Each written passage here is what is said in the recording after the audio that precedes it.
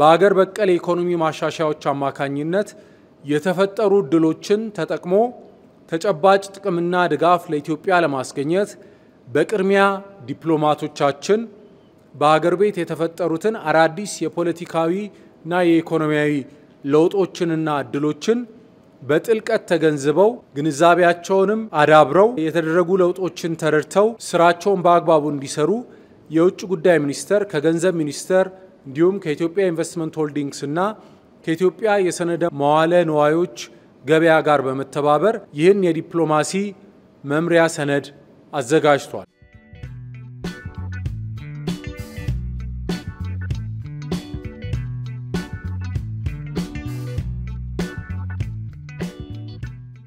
ኢትዮጵያ ባለፉት ጥቂት ዓመታት ብዙ የኢኮኖሚ ሪፎርሞችን ብዙ የኢኮኖሚ ማሻሻያዎችን ተግባራዊ አድርጋለች።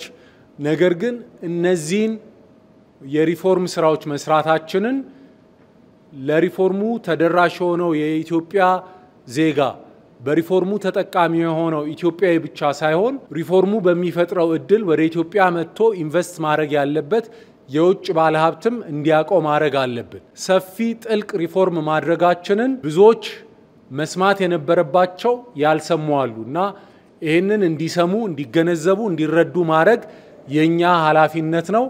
ይሄንን ኃላፊነት ለመወጣት የሚያግዝ መሳሪያ ነው።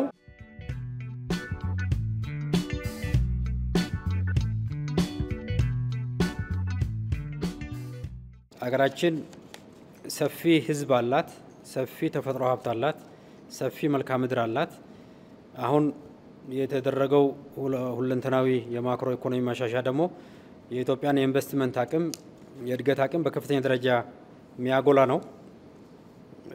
አጠቃላይ የልማት ስኬቶቻችን ሁለንተናዊ ብልጽግናን በማረጋገጥ ረገድ የኢኮኖሚ ብልጽግናን ለማረጋገጥ በአገር ውስጥ የምንሰራው ስራ እንዳለ ሆኖ አገር ውስጥ የምንሰራው ስራው ከውጭ ጋር የተሟላ መስተጋብር ሊኖረው ይገባል።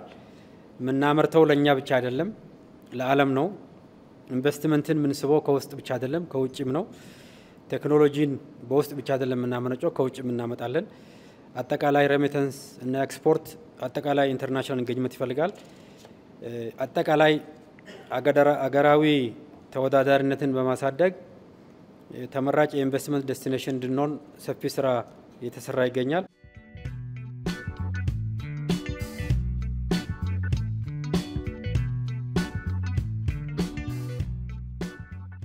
በአሁኑ ጊዜ የተሻለ የማክሮ ሁኔታ በመኖሩ ኮርተን ለዓለም ማህበረሰብ ስለ ኢትዮጵያ ኢንቨስትመንት ፖቴንሻል በስፋት የምናወራበት ጊዜ ነው።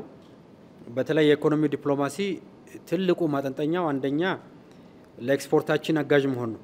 የገበያ ድርሻ የምናመርተው ምርት በብዛት ወደ ውጭ እንድንልክ ገበያን በማፈላለግና ኤክስፖርትን በማበረታታት ዲፕሎማሲያችን የላቀ ሚና ሊወጣ ይገባዋል። ዲፕሎማቲክ ሚስዮኖቻችን በስፋት የሚያካሂዱት ስራ እጅግ በጣም ኢምፖርታንት ነው።